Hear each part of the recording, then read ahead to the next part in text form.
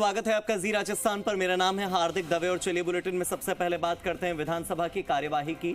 सदन की बैठक स्थगित होने के बाद भी विधायकों और मार्शल प्रतिनिधियों में टांगाटोली हुई है। सोचिए, सदन स्थगित होते ही मार्शल संजय चौधरी खुद सदन में पहुंचे, अपने प्रतिनिधियों को हटाया। करीब 150 से 200 के बीच संख्या में मार्शल के प्रतिनिधि रहे और महिला विधायकों और महिला मार्शल के बीच भी धक्का मुक्की हुई। विधायक हरिमोहन शर्मा धक्का लगने से जमीन पर गिर गए। विधायक अनीता जाटव की चूड़ियां तक टूट गईं। सोचिए, ये स्थिति विधानसभा के अंदर की है, ये विधानसभा में हो रहा है, ये हैरानी की बात है। और ये वो लोग कर रहे हैं जिन्हें आपने और हमने चुनकर भेजा है। सोचिए, मार्शल संजय चौधरी ने खुद अपने प्रतिनिधियों को बाहर निकाला और इस स्थिति पर काबू पाने का प्रयास किया। उन्होंने कहा कि सदन स्थगित होने के बाद टांगाटोली न करें। मेरे सहयोगी विष्णु मेरे साथ जुड़ गए, सीधे विष्णु का रुख कर लेते हैं। विष्णु, ये क्या स्थिति बनी है और वाकई में टांगाटोली की स्थिति बन गई? मार्शल 200 से 150 की संख्या में विधायकों की चूड़ियां टूट रही हैं, क्या हो रहा है? बिल्कुल हार्दिक, ये स्थिति राजस्थान विधानसभा के लिए अच्छी नहीं है, क्योंकि राजस्थान विधानसभा की परंपरा स्वस्थ परंपरा रही है। आज जो हालात बने हैं वो एक तरह से अच्छे नहीं। इससे पहले भी पिछली कुछ सरकार में भी बन गए थे एक बार, लेकिन आज जो स्थिति बनी है वो इसी प्रकार की है, क्योंकि जब जोगाराम पटेल के बेटे के डबल एजी बनने का मामला जब उठाया जा रहा था तो उस दौरान हंगामा हुआ और मुकेश भाकर और विधानसभा अध्यक्ष में तीखी नोकझोंक हुई। नोकझोंक के बाद हंगामे की स्थिति हुई और विधानसभा अध्यक्ष ने यहाँ जो मुकेश भाकर को निलंबित कर दिया और साथ में प्रस्ताव लाने के लिए कहा। उसके बाद संसदीय कार्य माफ कीजिए, यहाँ पर मुख्य जो चीफ व्हिप है जोगेश्वर गर्ग, वो प्रस्ताव लेके आए और उनको निकालने की बात कही और उनको जो सदन की कार्रवाई यानी इस सत्र की जो कार्रवाई है उनके लिए निलंबित कर दिया। और उसके बाद मार्शल लाने के लिए कहा, लेकिन उस दौरान जो कांग्रेस के विधायक हैं उन्होंने मुकेश भाकर को घेर लिया और उन्होंने जाने दिया। महिला विधायकों का सुरक्षा घेरा बना दिया और उसके बाद जो कांग्रेस विधायक द्विस्तरीय घेरा बन गया।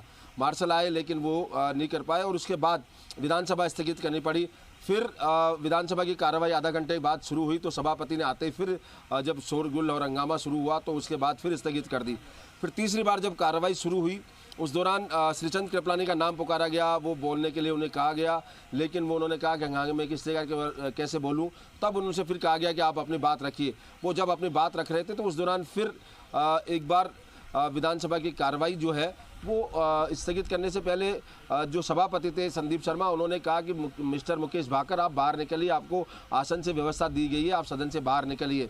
और जब वो नहीं निकले घेरा तो उन्होंने फिर मार्शल्स को बुलाया तो दर्जनों की संख्या में मार्शल वहां पहुंचे और उन मुकेश भाकर को ले जाने के लिए बात जब करने लगे तब उस दौरान महिला और जो पुरुष विधायक है उन्होंने घेरा बना लिया उसका और उसके बाद आधा घंटा कल तक के लिए स्थगित कार्रवाई कर दी। यानी तीसरी बार स्थगित विधानसभा की कार्रवाई कल सुबह 11 बजे तक के लिए स्थगित कर दी गई। लेकिन अभी कांग्रेस के विधायक और मुकेश भाकर सदन के अंदर ही है, वो सदन के अंदर धरना दिए बैठे हैं। अगर बाहर निकलते हैं तो उसके बाद मुकेश भाकर की एंट्री बंद हो जाएगी। ठीक है, ऐसे में आप मेरे साथ लगातार बने रहिए, लेकिन इसी बीच अपने दर्शकों को बता दें कि विधानसभा की कार्यवाही जरूर स्थगित हुई है, लेकिन कांग्रेस के जितने विधायक हैं वो सभी सदन में हैं। आगे की रणनीति पर अभी भी मंथन हो रहा है। कांग्रेस विधायक सदन में धरना दे रहे हैं और उनका ये कहना है कि ये सारी परिस्थितियां लोकतंत्र के लिए ठीक नहीं। नेता प्रतिपक्ष टीकाराम जूली चर्चा कर रहे हैं। साथ ही विधायकों से धरने की रणनीति पर इस वक्त टीकाराम जूली की चर्चा हो रही है। मेरे सहयोगी विष्णु लगातार जुड़े हुए हैं।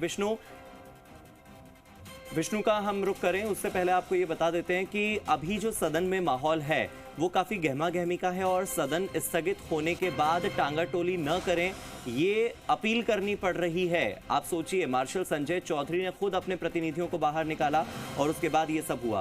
कांग्रेस विधायक मुकेश भाकर को विधानसभा के बजट सत्र की शेष कार्यवाही से निलंबित कर दिया गया है और भाकर पर सदन में हंगामा करने के दौरान स्पीकर वासुदेव देवनानी की तरफ गलत इशारे करके दुर्व्यवहार करने का आरोप लगाया। उन्होंने वासुदेव देवनानी की तरफ गलत इशारे किए और उनका व्यवहार भी ठीक नहीं था।